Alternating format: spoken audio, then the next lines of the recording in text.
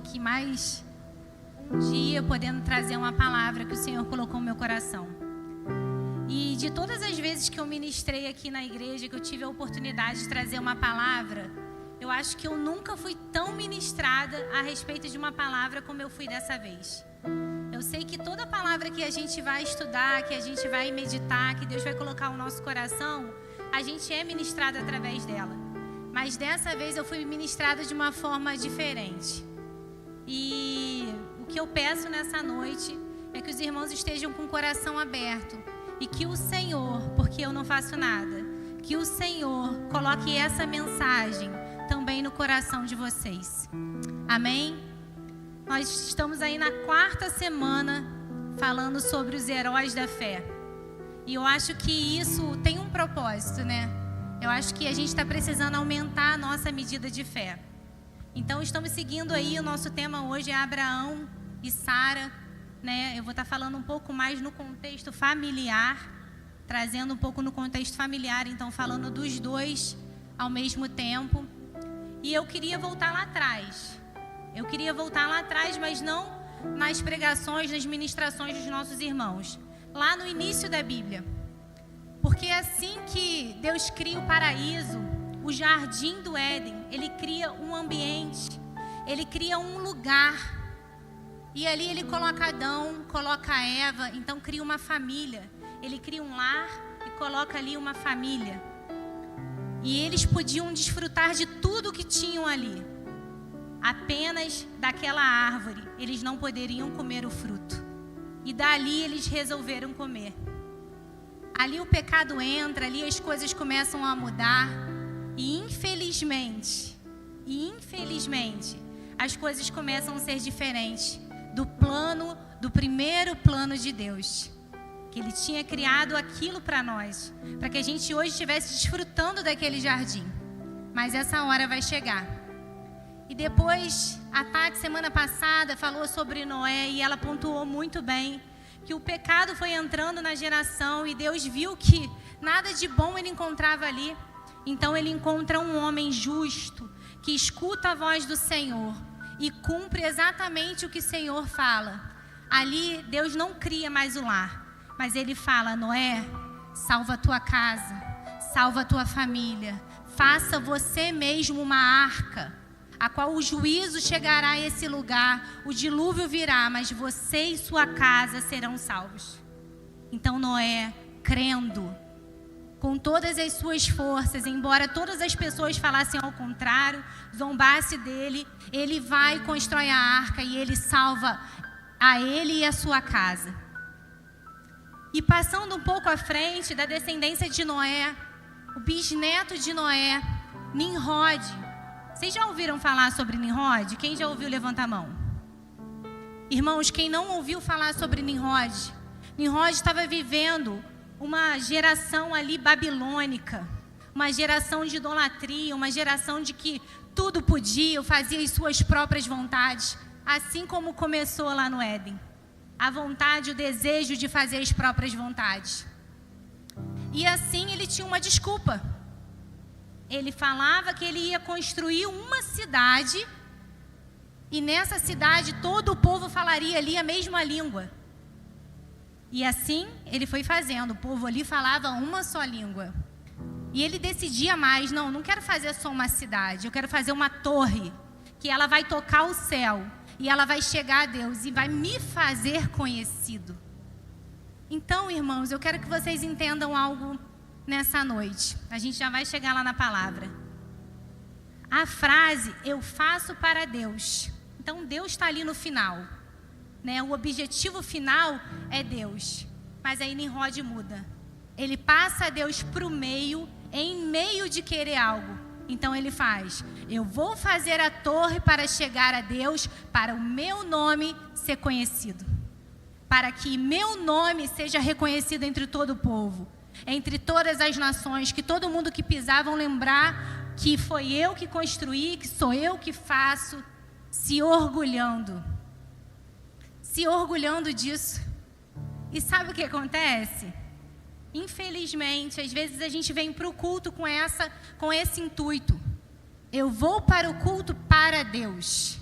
para que Ele me entregue algo, para que Ele faça algo para mim, para que o meu milagre chegue. Então, irmãos, a gente está vindo idolatrar. A gente está vindo pegar apenas um amuleto para que Ele faça a nossa vontade. E o pior de todas essas idolatrias, sabe qual é? É a de Jesus. Porque em nome de Jesus, Jesus nos deu autoridade sobre o nome dEle para curar, para libertar, para salvar. E não para a gente conseguir o que a gente quer.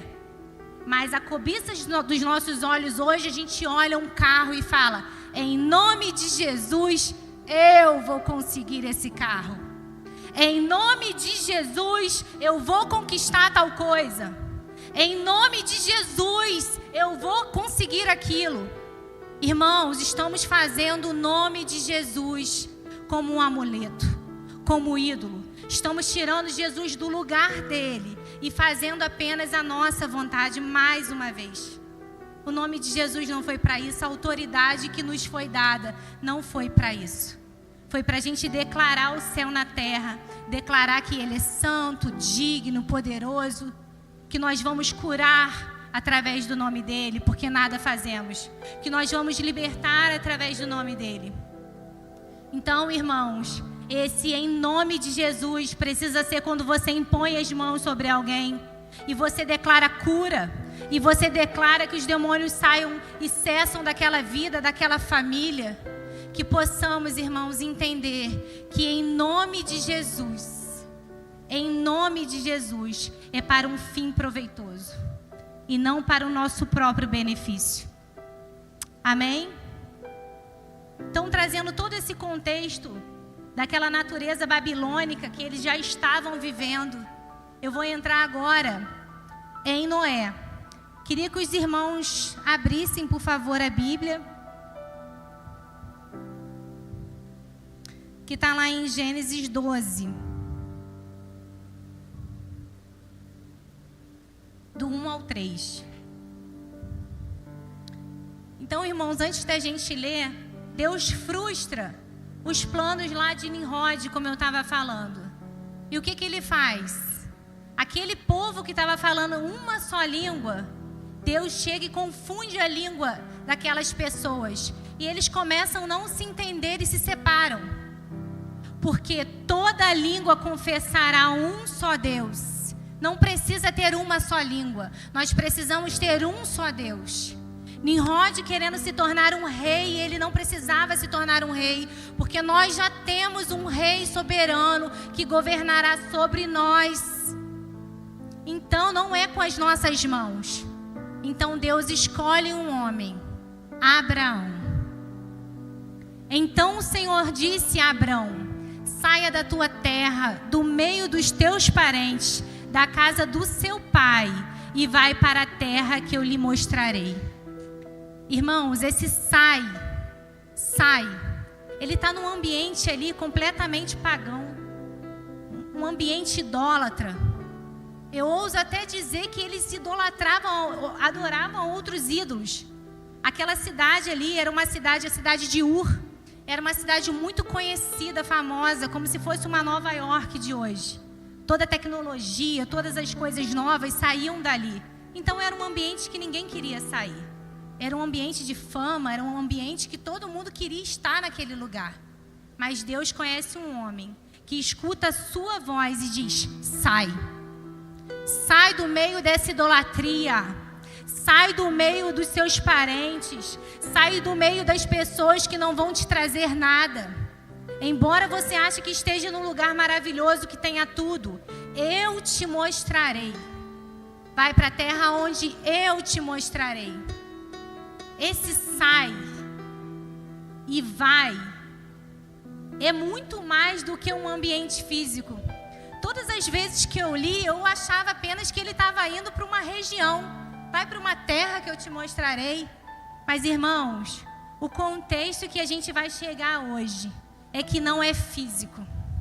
Esse ambiente onde Deus quer colocar Abraão não é um ambiente geográfico, onde apenas ele chegará lá e viverá com a sua família. Não. É um ambiente que Deus quer preparar Abraão para se tornar a pessoa que vai habitar ali. É se tornar alguém que vai estar naquele lugar. Deus está apontando o tempo inteiro para a Nova Jerusalém. A igreja, a Nova Jerusalém, que lá em Apocalipse fala que vai descer, que ali os santos, os justos estarão presentes. Irmãos, eu quero muito estar lá. Vocês também querem? Vocês anseiam por isso? Para que chegue logo esse dia. Então o tempo todo a gente está avisando uma terra. Então vou para a terra. Sabe, todas as vezes que alguém te dá uma direção, é muito difícil de você escutar. Às vezes seus pastores, seus líderes, discipuladores dão uma direção para você. E muitas vezes para você é difícil, porque a vida espiritual nossa, ela não é palpável. Ela não é algo que você vai conseguir enxergar e você vai conseguir ter uma confiança. Mas é algo que você precisa crer para viver. Vocês só vão viver o sobrenatural do Senhor com fé. Então eu creio que esses meses que nós vamos passar por grandes homens e mulheres que foram tementes, fiéis e viveram pela fé. Pela fé. Peregrinar fala de você sair de um lugar sem apego, sem nada. Só que não era apenas isso. Eu tinha um contexto de que um peregrino era aquele que não se importava, que não tinha apego com nada. Mas não. Deus escolheu ele para se tornar alguém como um modelo, para que a gente hoje enxergasse e saber que nós também podemos nos tornar essa pessoa. Amém?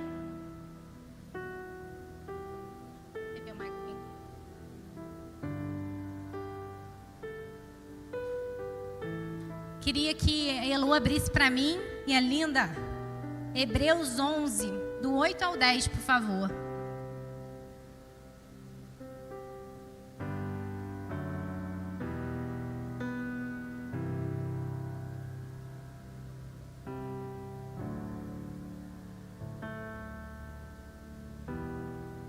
Hebreus 11, do 8 ao 10.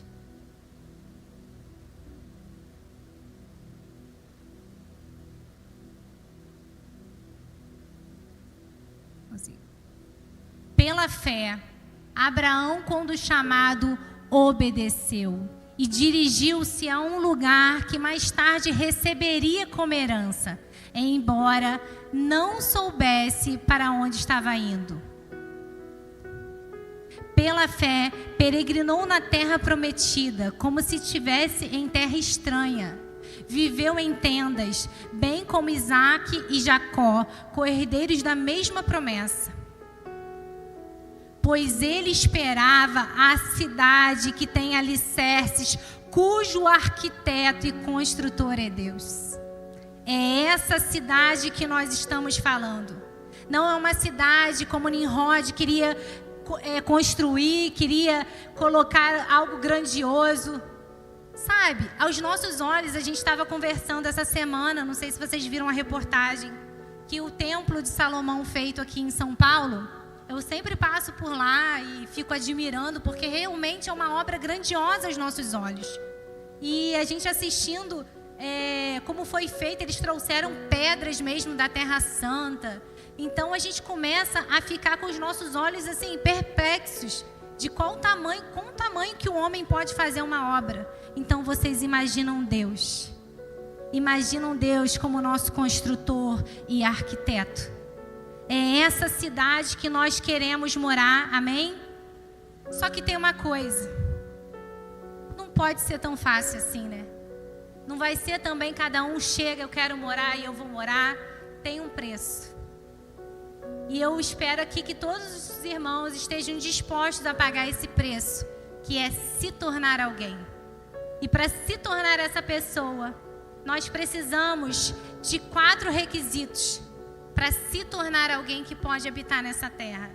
Porque nessa terra, nessa palavra que nós acabamos de ler, a família de Abraão irá morar lá. Mas e nós que nós não somos da família de Abraão? Eu não sou. Então a gente precisa fazer algo. Amém? A primeira coisa que nós precisamos fazer, queria que a Elu abrisse de novo, por favor, em Gênesis 12. A primeira coisa que a gente precisa ter é uma promessa, um futuro, crer em algo. Você tem uma palavra? Nós temos muitas palavras. Muitas palavras nós temos. Nós não temos apenas uma palavra que herdaremos uma terra. Nós precisamos apenas crer. Em Gênesis 12, 1, mais uma vez nós vamos ler. Queria que os irmãos lessem comigo, vamos lá? Então, Abraão, saia da tua terra, do meio dos teus parentes e da casa de seu pai, e vá para a terra que eu te mostrarei. Passa mais um. Farei de ti um grande povo e o abençoarei. Tornarei famoso o seu nome e você será uma bênção. Abençoarei os que abençoarem e amaldiçoarei os que amaldiçoarem. Por meio de você, todos os povos da terra serão abençoados. Vocês conseguem ver que o tempo inteiro Deus está falando num futuro? Deus não está falando, vai, que eu já fiz, que está pronto, que você já vai herdar. Não, Deus está apontando para um futuro. Eu te mostrarei, farei de ti. O tempo inteiro é um futuro. Ele está crendo em algo que ainda não é palpável, não é algo que ele ainda pode ver, mas é algo que ele tem uma palavra. É algo que ele pode crer porque foi Deus que deu aquela palavra para ele. E por que nós não cremos?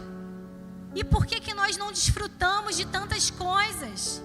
Porque nós somos às vezes como Adão e Eva, que temos tudo. Nós temos tudo, nós temos acesso à palavra. Nós temos os irmãos que caminham conosco, que nos apontam uma direção. Nós somos pastoreados, cuidados. Ainda é pouco. Ainda é pouco, nós queremos mais. Irmão, chegou o momento da gente se tornar ou ficar desejando o resto da vida coisas que façam por você, que te entreguem algo sempre na mão. Terão coisas que a gente precisa crer que nós iremos receber, porque a palavra do nosso Deus nos afirma isso.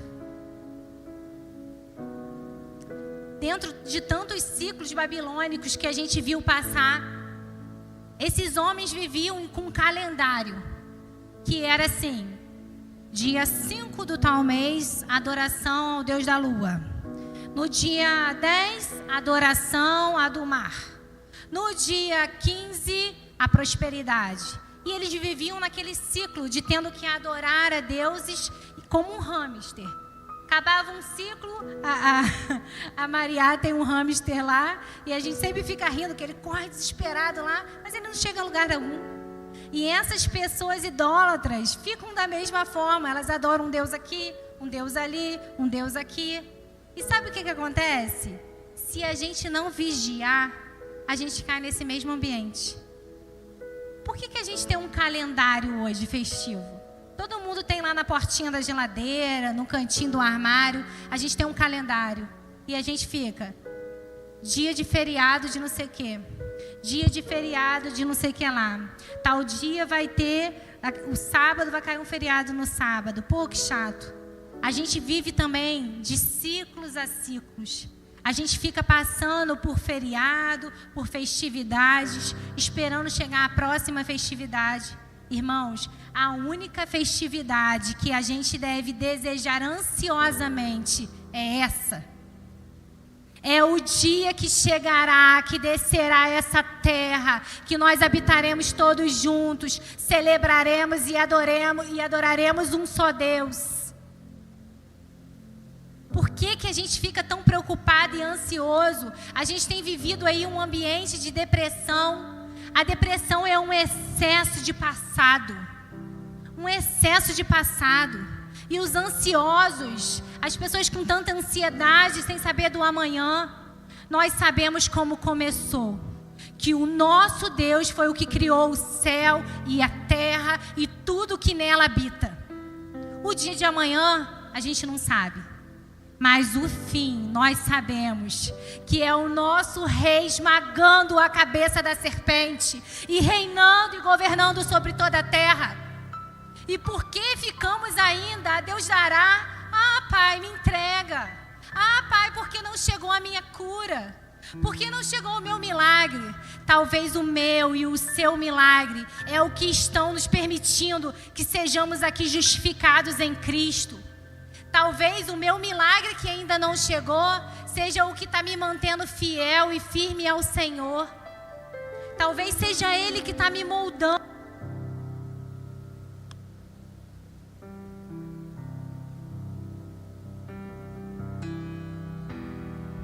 Oi, foi. Eu que desliguei. Que está formando a gente de novo, gerando a gente de novo. Então não fique inquieto perguntando para Deus por que Ele não fez, por que ainda Ele não curou, por que Ele ainda não libertou, por que Ele não trouxe ainda o familiar seu que está aqui. Talvez Ele esteja te moldando. Talvez Ele esteja nos moldando para que a gente possa estar preparado com todos os requisitos para estar nessa terra. Amém? O segundo tópico que eu queria estar falando com os irmãos, que é habitar em tendas. Em Gênesis 12:8, Elô, por favor.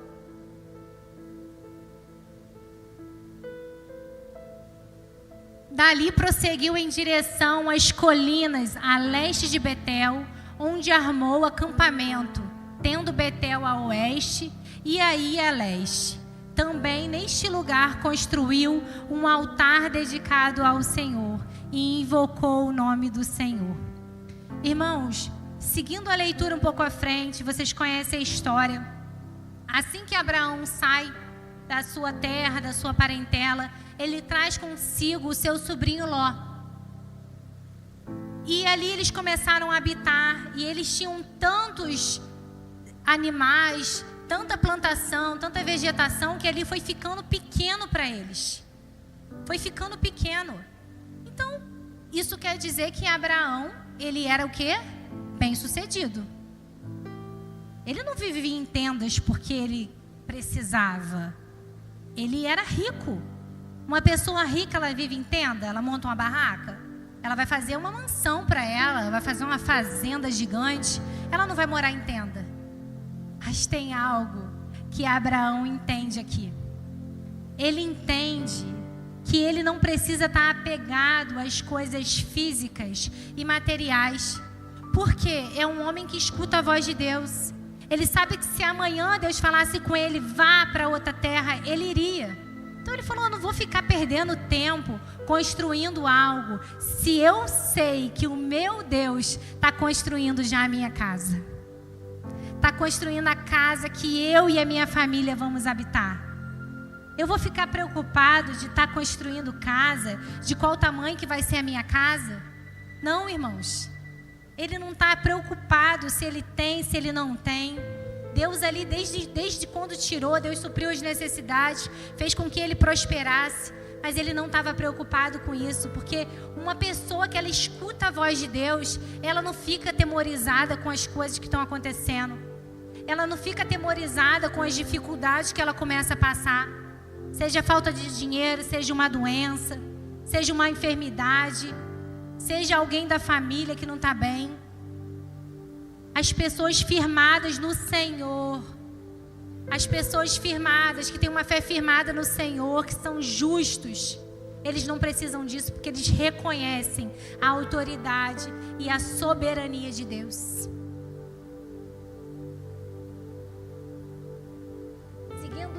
Eu queria contar uma história para vocês que eu vi um tempo atrás na internet, que falava sobre 2 missionários. Saíram jovens das suas cidades e foram para fazer missões em outro lugar. E durante esse período,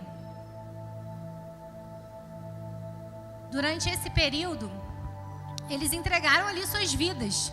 Deixaram de fazer várias coisas, mas serviram ali temente ao Senhor. E até que passou muitos anos e eles resolveram voltar para a terra natal. Comunicou à igreja local, onde eles faziam parte desde quando tinham saído dali. E eles falaram, tá bom, a gente vai arrumar uma casinha aqui para vocês e vocês podem vir. E assim eles fizeram. E eles vindo numa embarcação, eles já estavam assim, ai, vai ter uma festa linda na igreja. Ai, com certeza a igreja toda a nossa família, vai estar todo mundo reunido, com uma festa linda, com muita música, esperando a gente chegar. Porque são muitos anos, né, que a gente abdicou a nossa vida para estar ali servindo e adorando ao Senhor. E eles chegam e realmente tinha muito barulho de música, tambores. Só que primeiro desce a primeira classe. E aquela festa não era para eles, era para a primeira classe. E ali eles ficaram na festividade e saíram dali olhando para as pessoas e procurando se tinha alguém, se tinha algum conhecido, se tinha alguém que congregou com eles ali no início, e não tinha ninguém. Foram para casa onde eles já tinham lá separado para eles, foram lá tirando as bagunças, arrumando aqui, arrumando ali, e o homem estava indignado. Ele falou, não é possível, como que o Senhor pode fazer isso com a gente, se a gente serviu tanto tempo, se a gente fez tanta coisa para Ele e ninguém está aqui para receber a gente? Ele falou assim, eu vou dar uma caminhada para espairecer um pouco. E a mulher ficou ali limpando a casa e orando. Chega um homem em casa e fala assim, o que você está fazendo? Eu estou orando. Então pergunta para o seu Deus, por que Ele está fazendo a gente passar tamanha humilhação? Se a gente, todos esses anos, a gente não olhou para o lado, não olhou para o outro, a gente seguiu temente o caminho dele. Ela falou assim, eu já orei, ele já respondeu. O que ele falou? Que essa não é a nossa casa. Essa não é a nossa casa. Esse lugar não é o lugar que nós vamos ficar, é apenas uma passagem. Nós estamos no mundo, mas nós não pertencemos a ele. Nós estamos no mundo, nesse sistema, mas nós não pertencemos a ele. Nós não somos daqui, irmãos. É essa mentalidade que nós precisamos todos os dias colocar dentro de nós. Nós não somos daqui. O dia que estiver difícil, o dia que estiver doendo, o dia que você estiver sangrando por dentro, você precisa lembrar, eu não sou daqui. Eu não sou daqui. Eu vou para um lugar onde não tem dor, não tem ranger de dentes, não tem tristeza, não tem choro. É para lá que eu vou. E para eu estar lá, eu preciso me tornar alguém melhor. Eu preciso crer verdadeiramente no meu Deus. Eu preciso que Ele enxergue justiça em mim. Irmão, será que Deus tem enxergado justiça em nós? Será que Ele tem reconhecido o que nós temos feito? Se é realmente para Ele? Ou se estamos fazendo, como eu falei no início, tirando Ele do final e colocando Ele no meio, para em meio ganhar algo? Essa palavra, gente, eu estou falando com vocês porque ela me arrebentou. Ela me arrebentou.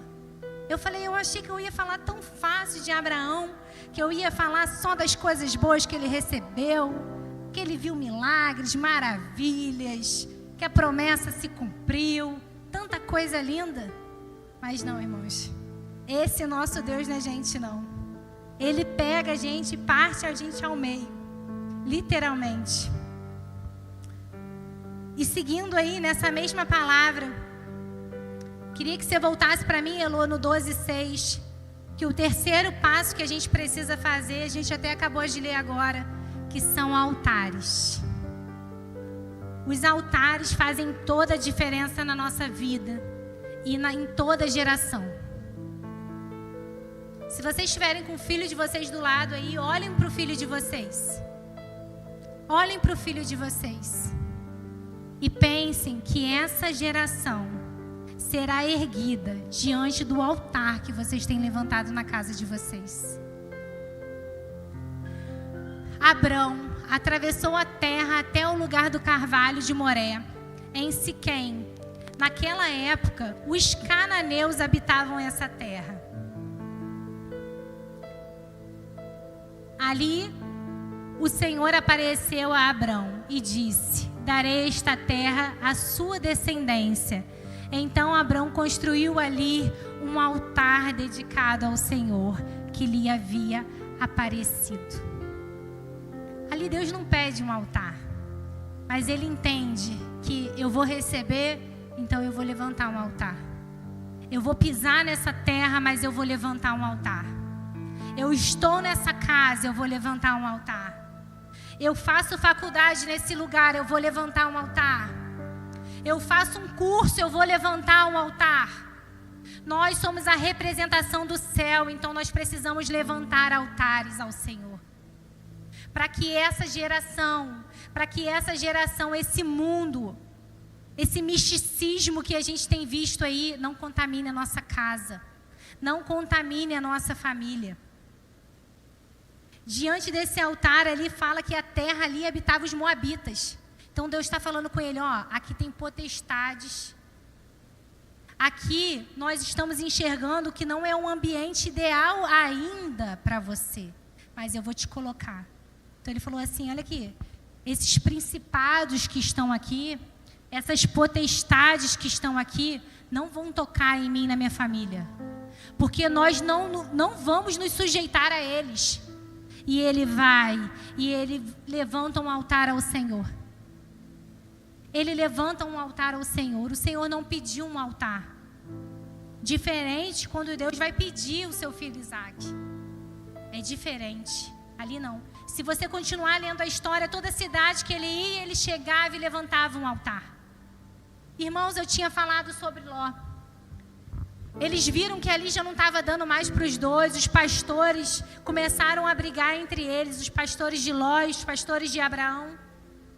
E ele fala assim, Ló, vê para onde que você quer ir. Se você for para a esquerda, eu vou para a direita. Se você for para a direita, eu vou para a esquerda. Então, acha um lugar melhor para você. E Ló, com os seus olhos, ele começa a olhar, ele vê uma terra. E ele fala, já sei para onde eu vou. Uma terra que aparentemente, aos nossos olhos, é muito bonita. Que aos nossos olhos tem tudo. E ele vai para Sodoma e Gomorra. Que aos olhos dele, era tudo de maravilha que estava lá. Mal sabia ele o lugar que ele estava indo. Mal sabia ele o lugar que ele estava indo, o que ele estava fazendo com a tua família. Ló destrói a tua família por falta de altares. Sabe por quê? Altar. Ele não chega lá e ele levanta um altar. Se Ló chega, eu creio que se Ló chega naquela cidade e ele levanta um altar, Sodoma e Gomorra não entrava na tua casa e na tua família. Deus livrava, de repente, aquele povo inteiro através de Ló naquele lugar. Só que não. Abraão vai clamar a Deus, mas se tiver tanto justo, você livra a cidade para poder salvar o Ló e sua família. Então Ló tem que sair dali fugido, correndo, porque não levantou altares ao Senhor. E aquele povo todo corrompido, onde que só tinha coisas absurdas acontecendo naquele lugar, Deus falou assim, não tem outro jeito, eu preciso destruir aquele lugar. Acabar com isso, assim como foi com o dilúvio de Noé. Ele falou, eu preciso acabar com esse lugar de uma vez por todas.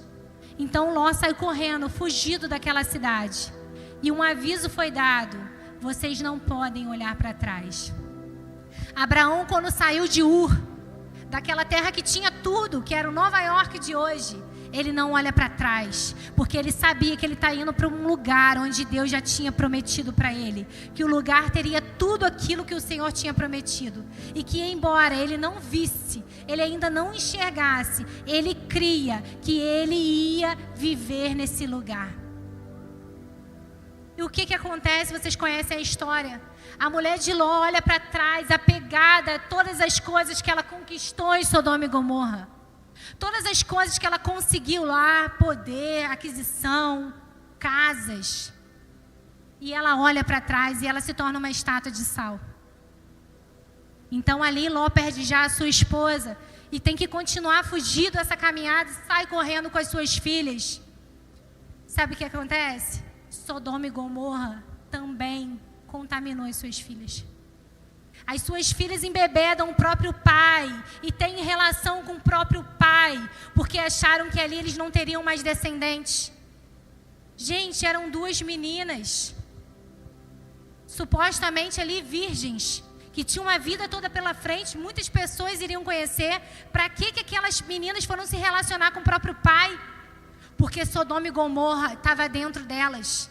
Porque um altar não foi levantado dentro daquela casa. Porque Ló não se posicionou e falou assim: aqui a gente adora o nosso Deus. Não importa o que está acontecendo do lado de fora, aqui na nossa casa quem governa é o Senhor. Isso não aconteceu com Ló. Isso não aconteceu com Ló. Irmãos, vocês conseguem entender o tamanho da responsabilidade que nós pais temos de levantar altares na nossa casa, para que as coisas desse mundo não penetrem nos nossos filhos e não venha tirar deles o Senhor, a fé que nós aqui estamos tentando sempre alimentar e crescer nele. Às vezes a falta de um altar, gente, vai destruir uma casa. A falta de um altar destrói uma família. E mais que isso, destrói gerações. Porque se vocês forem ver dali para frente, é só desgraça. É só desgraça. Então, irmãos, a nossa sorte, porque a gente não merece nada, não. A nossa sorte é que a gente tem um Deus que é justo, mas que é amor. Que Ele nos ama, mesmo que a gente não mereça. Ele nos ama antes que a gente faça algo em troca. Mesmo assim, a gente sendo podre, ao ponto de chegar e falar: eu vou para o culto, Senhor, me dá isso. Eu vou para o culto, Senhor, me entrega isso.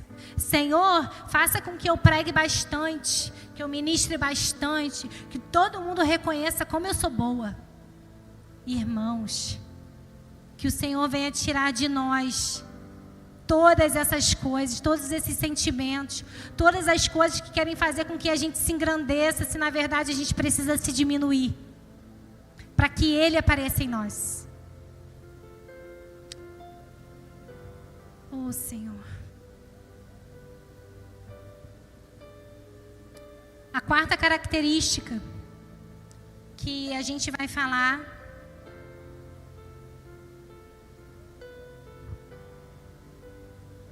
está lá em Gênesis, mais uma vez. Não, perdão.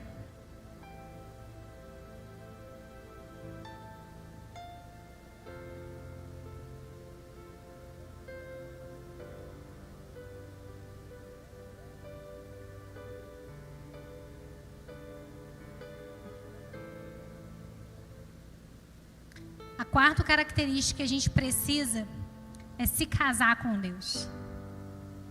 Se casar com o Senhor. É ter Ele realmente como um pacto. Assim como Ele fez com Abraão. Elô, se você puder abrir para mim, por favor, em Gênesis 15, versículo 9.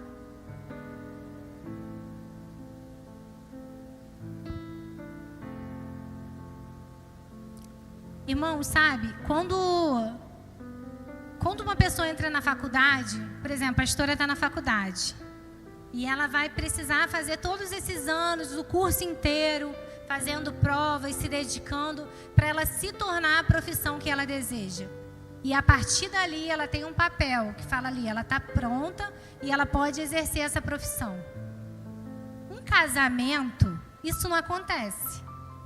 Num casamento, a gente faz ali uma aliança, a gente faz um pacto, onde você faz os seus votos. Eu prometo ser fiel na alegria e na tristeza, na saúde e na doença, até que a morte nos separe. A morte ali é a punição caso a gente venha quebrar esse pacto, essa aliança. Nós estamos firmando algo. Se a gente enxergasse o valor de uma aliança verdadeiramente, a gente se tornaria pessoas melhores para nunca desfazer essa aliança. Então o que acontece?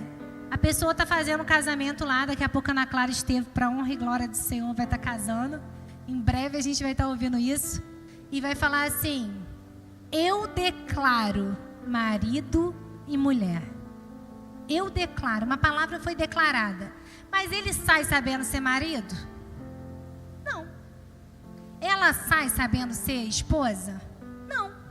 Uma palavra foi declarada ali. Então, eles, a partir daquela palavra, daquela aliança que eles formaram, eles saem dali com no intuito de: eu vou me tornar o marido e eu vou me tornar uma esposa.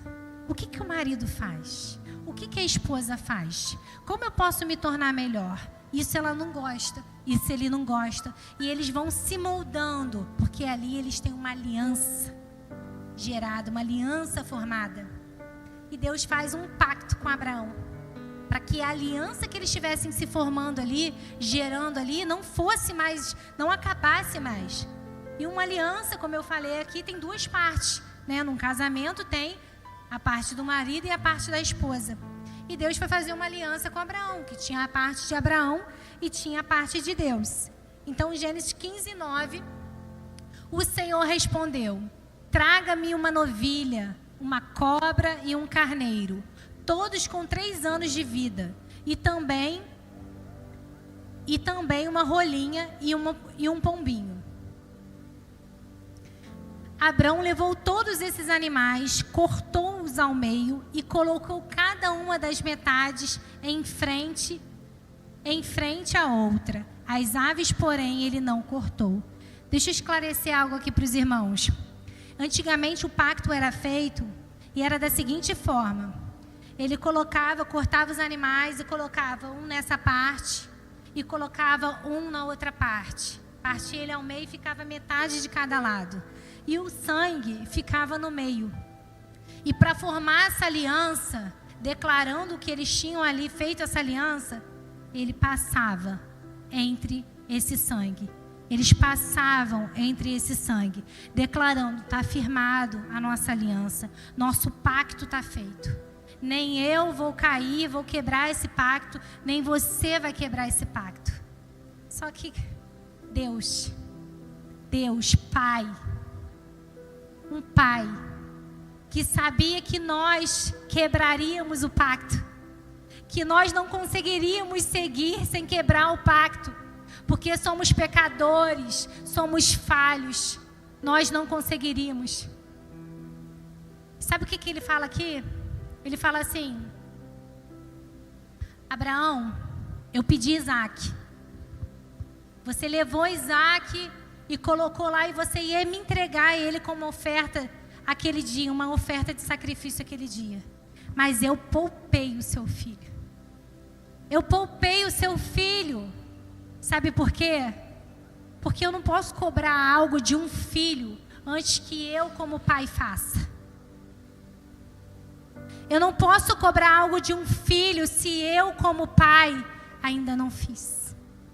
Não vai adiantar eu, como pai, ficar exigindo de vocês tantas coisas, exigindo que vocês não quebrem pactos, que vocês não quebrem alianças, se eu sei que vocês vão quebrar. Então eu vou precisar fazer algo. Passa mais um pouquinho para o versículo 17, por favor, Elo.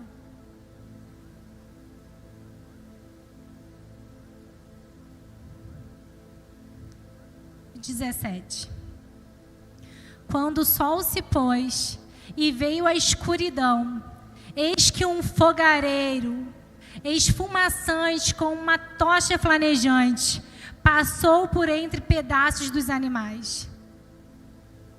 Naquele dia, o Senhor fez a seguinte aliança com Abraão: a sua descendência dê a esta terra, desde o ribeiro do Egito até o grande rio Eufrates. Até aí. Sabe o que ele está falando aqui? Ele adormeceu Abraão. E ele mesmo, como uma tocha de fogo, passa entre aqueles animais, selando um pacto, dizendo assim: Abraão, dorme, meu filho, porque eu sei que você não vai cumprir. Eu sei que você vai falhar e você vai quebrar essa aliança. Mas eu, como pai, passo nesse pacto, passo nessa aliança e declaro que eu vou entregar o meu filho, o cordeiro, para que o sangue dele seja derramado em prol de vocês. Gente, Deus passa ali sabendo que nós quebraríamos uma aliança. E ele fala: em meio ao meu filho, embora você não pudesse entregar o seu, eu entrego o meu filho. E Jesus se entrega por nós. E esse casamento, como esse casamento é feito? O sangue de Jesus derramado na cruz. Aquele sangue vermelho simboliza uma caixinha vermelha com uma aliança, perguntando para mim e para você: quer casar comigo? Quer viver numa terra onde eu mesmo estou construindo para vocês? Querem ser justificados em mim? Querem continuar sendo comigo um só? Querem manter para sempre essa aliança? Oh, gente, vocês estão entendendo o que está acontecendo aqui? Ele fala: vocês não podem, mas eu posso, e por amor a vocês eu vou fazer. Por amor a vocês eu vou entregar o meu filho. Mas que vocês não venham fazer isso em vão.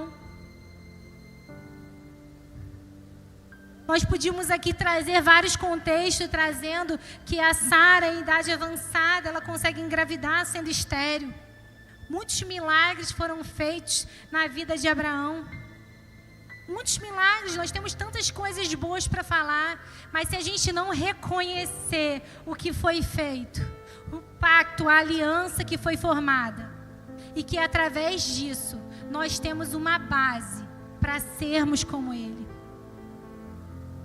Irmãos, eu queria que nessa noite a gente fizesse um pacto com o Senhor, alimentando a nossa medida de fé, querendo ser como esses homens que têm passado por aqui, que nossos irmãos têm falado, que todas as pessoas que vierem aqui durante esses dias, que possamos realmente nos entregar e receber cada palavra, mas não receber e deixar aqui, ouvir e apenas penetrar em nós, mas que ela venha arrancar algo, que ela venha mover algo, que ela venha tirar algo de nós e colocar algo do Senhor. Feche seus olhos, por favor. Pai, em nome de Jesus, Senhor, nessa noite, te agradecemos pela Tua palavra, Jesus. Te agradecemos pelo Teu amor e misericórdia por nós. Te agradecemos pela aliança que o Senhor fez com este homem, Pai, e assim conosco através da cruz. Oh, Paizinho, nós te agradecemos porque Teu amor é imensurável. Embora não mereçamos, Pai, estarmos aqui, o Senhor nos fez filhos. O Senhor prometeu a Abraão que ele seria pai de multidões, que ele teria muitos filhos, embora muito idoso fosse. Embora aos olhos carnais isso jamais poderia acontecer, mas o Senhor fez, o Senhor faz e continuará fazendo, Pai, porque o Senhor é Deus. Oh, Jesus, nós te bendizemos. Nós queremos ser moldados como um vaso na mão do oleiro, Senhor. Molde, Deus, as nossas vidas. Que venhamos todos os dias levantar altares em nossas casas, Pai, para Ti. Declarando que não há outro Deus, não há outro Senhor sobre as nossas vidas. Que apenas o Senhor governa sobre nós. E que venhamos estar firmados em Ti, Senhor, até o dia da Sua volta. Celebraremos, meu Pai, todos os dias em gratidão ao Senhor por quem Tu és, por tudo o que faz por nós, Deus, pela misericórdia que nos alcançou, Jesus. Oh, Paizinho, obrigada, porque Tua palavra é viva. A Tua palavra é viva e ela nos molda, Pai, ela nos cura, ela nos salva. Que venhamos sair daqui, Senhor, com a nossa fé alimentada. Que venhamos sair daqui, Senhor, com fôlego e força para viver o dia mau. Para sair com fôlego e força para o dia difícil, Senhor. Mas que possamos em Ti todos os dias lembrar da Tua misericórdia e do Teu amor por nós. Oh, Jesus, nós Te adoramos. Nós Te louvamos, Jesus, nessa noite.